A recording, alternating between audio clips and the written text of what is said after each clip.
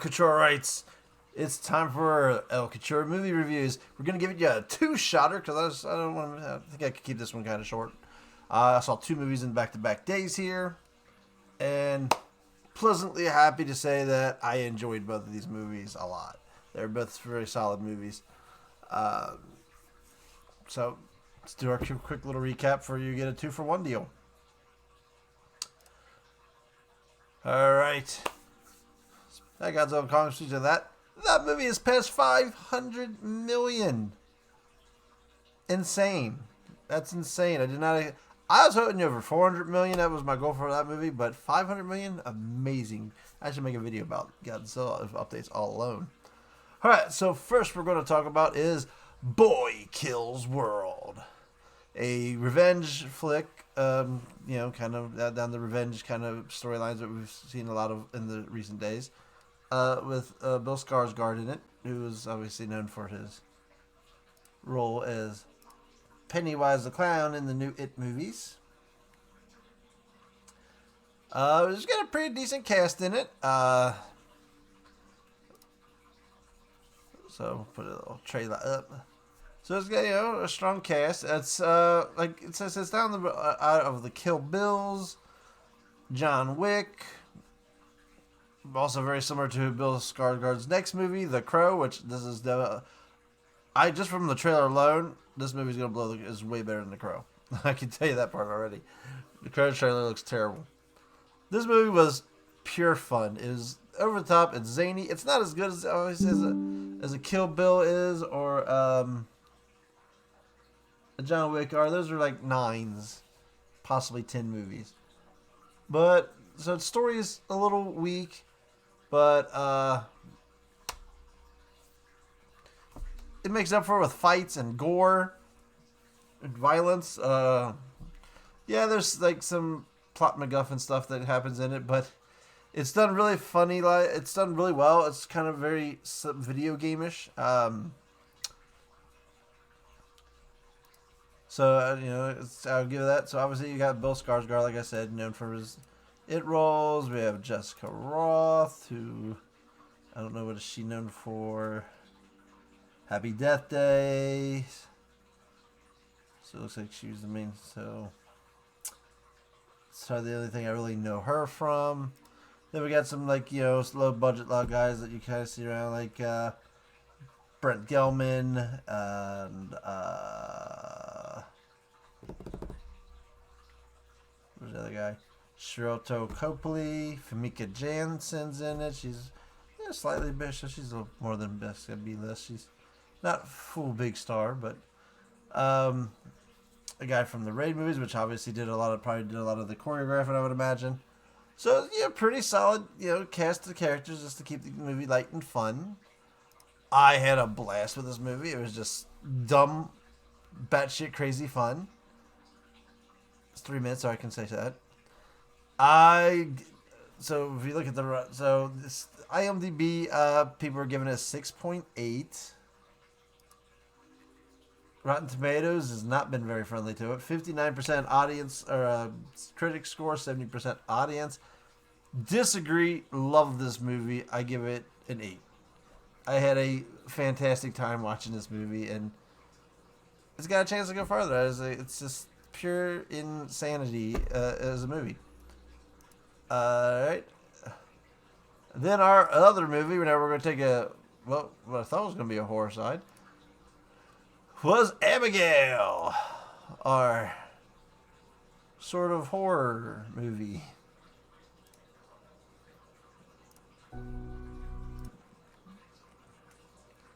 Here, let's get the clips playing there. So, obviously, this movie about a little girl, and she's fantastic, by the way. So, what we have in here, so not a lot of known, there's a couple of smaller, one, that's why I'm not fine. So, what we know about this movie is, stars the little girl is Alicia Weir, who does fantastic in this movie.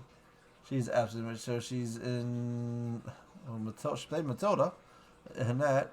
Don't Leave Home, Wicked Little Letters. So she's got some horror movies under her belt, as well as some light, very mixed stories, some horror and some in Matilda. So very, very different spectrums of the scale there. As for everyone else, we have Melissa Bear as the main star. I don't know if I know her from anything. Oh, she's in the Scream. Oh, she was in the new Scream movies. I've not seen the new Scream movies, so I can't really say. I haven't got around to those. Oopsie. So she's in the new Scream, so I guess people might recognize her there. She kind of looks like the poor Jenna Ortega. That's what I would maybe call her. The low cost Jenna Ortega. I don't know if any of these other people are Dan Stevens. I don't recognize him for anything. No. Nope, nothing recognizing him. Kevin Durant's in it. Took me forever to place him, but he's from like the Wolverine movie. I think that's the only thing I really know him from is Wolverine. He's in a recent Robin Hood, and he's done some other stuff. He's just a big muscle bound guy. Typically plays dumb muscle characters. Right there he is. We get some little bits of Giancarlo Esposito. There's a memory for Angus Cloud, who played a character in the movie, who apparently, I guess, died this year. That's Euphoria. So I'm not even sure. I'm not even sure what caused his death. It's interesting. So his last movie. So I don't know. Solid low budget cast. It's got a 7.1 on IMDb. Its Rotten Tomatoes score is pretty favorable, actually. Critics 84, audience 86. So people have loved this movie. At first I was going to probably give it a 7, but maybe probably I could see about 7.5 range. It's a solid. If you don't. I mean, if you haven't seen the trailers and you don't know anything about the movie, then I don't want to give the spoiler. So turn away now if you don't know anything about this movie and you're curious about it. Alright, it's a solid vampire movie. It's up there with the good types of vampire movies where the vampires just not only is not just a monster, it's a smart, intelligent bad guy who fucks with you, that will like play with you and torture you. And clearly it's the little girl, obviously if you've seen the trailer, and she is just absolutely fantastic as playing an evil character. She's like, her role is perfect. She's the highlight of the full movie, man. Is just how well she plays. It starts off obviously they set up a little action thing. This kind of set up what they're doing, but then it's plays mostly as a horror movie, then kind of switches to more of an action thing. Definitely some twists in this movie, multiple twists. I liked them. I mean, pretty much I liked them all. Found them pretty entertaining twist. Yeah, so totally enjoyed it. Like I said, I'm in that 7.5, maybe 8. I could see going to an 8 on this. But I'll stay with 7.5. It's definitely a fun watch. Like I said, it's up there as probably a very solid vampire movie, especially for anything recently. I don't know anything what we've had recently. It's better than most of pretty much all the Underworld sequels. What else have we had that if it's vampire recently? Twilight. There's some Twilight jokes in the movie. It's a great scene where they're like trying to talk about what they know about vampires. Like, well, which kind of vampire? This kind of vampire or this kind of vampire? Trying to go through all the stuff they know about how to kill a vampire. Very, very good, solid movie. I said these were both pretty good highlight movies. So we'll keep this short because I've got to make another video here shortly because I got to go watch X-Men 97's episode. So I have to make that video too after this. So this two really good, solid movies that are probably not doing so well. Let's see. Boy Kills World. I keep wanting to say Boy Meets World. Boy Kills World is not making shit. I don't know we don't know if it's budget yet, but it's only made $2 million. Seriously, that's all. So it's only open. It looks like it's one other. It can't be in that many. So it's made 2,024,000 in U.S. It's 2,007,000. So it's obviously open in at least one other country making movies. So I would assume it's not open in many countries. Our ratings usually kind of do that.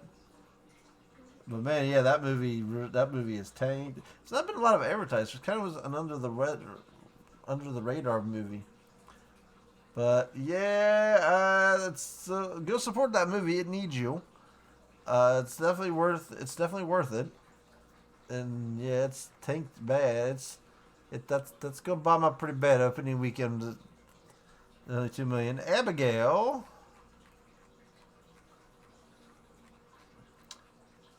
I think this one's been out a little longer.